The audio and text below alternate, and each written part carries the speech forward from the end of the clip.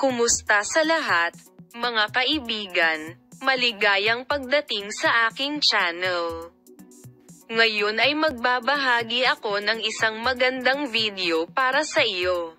Ibinahagi ni Tuba Buyet Usten ang balita na ikinalungkot ng kanyang mga tagahanga tulad nito.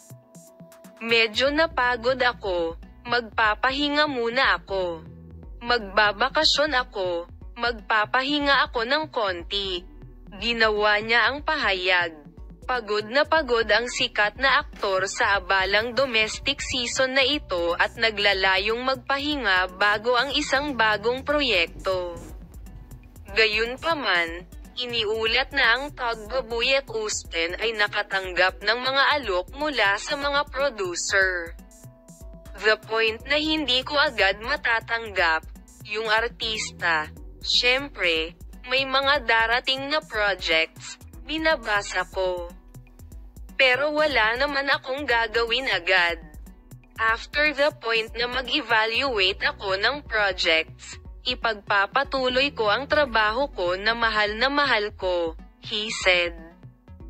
Ipinaliwanag ng sikat na aktor na magpapahinga siya at pupunta para sa summer season at idinagdag na may plano siyang mag-abroad at domestic.